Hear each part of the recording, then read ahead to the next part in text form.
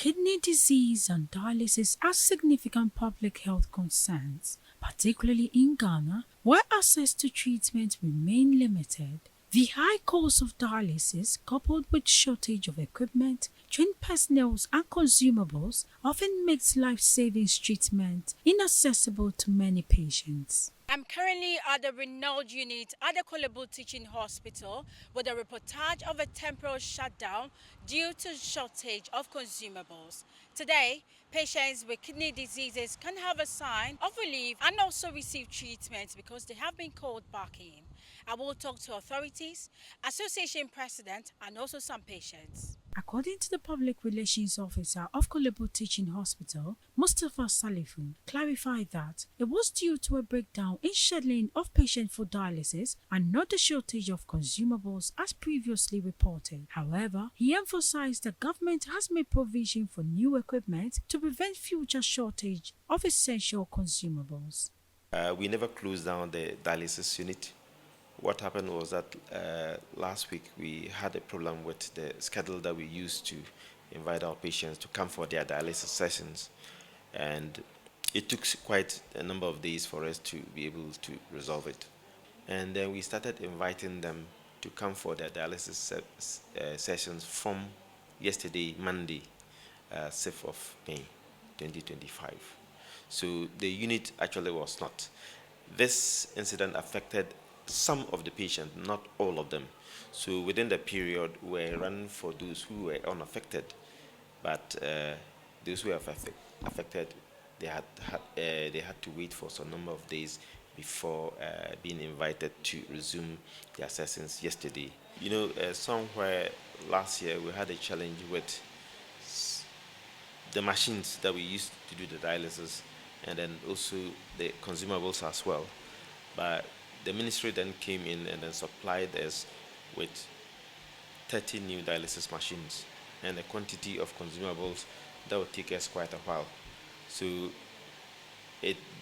these were done to make sure that we don't have a recurrence of shortage of consumables. Speaking on policy changes that might impact the shortage of consumables, he maintained that the government has directed continuous provision of free dialysis service for patients. You know, we are in the transitional period, and so far we have not received any directives that will affect the service.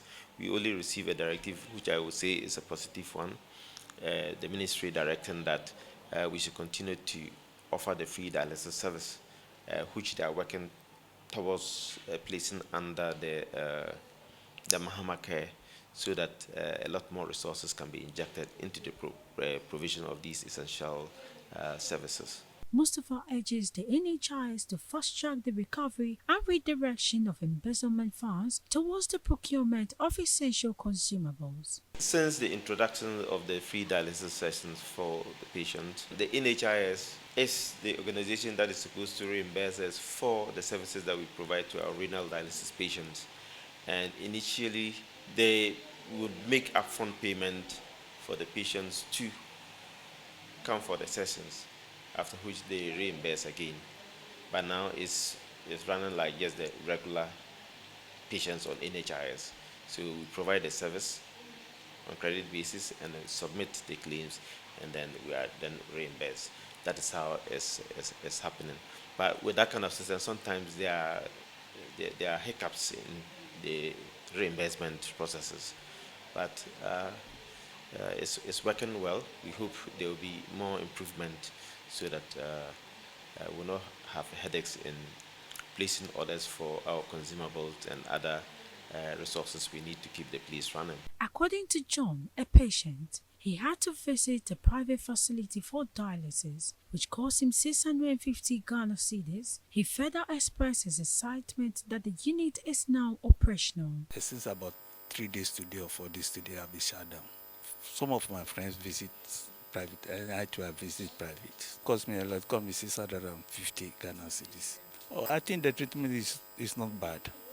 It's very, very spare. It was said that due to lack of funds, she was unable to visit any other facility. She also shared her excitement about the unit now being operational. Oh yeah, it affected me. It affected me because many can go private, So now I was hoping for colleague to open. The president of the renal unit is appealing to government for assistance.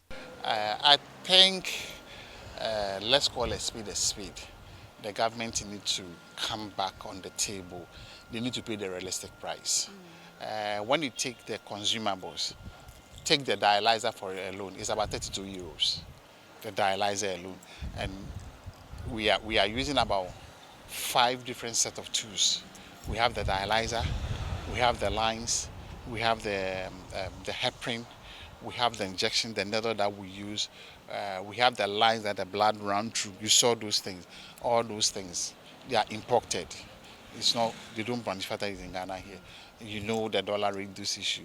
Because even in the States and other places, they are paying about $150 per session.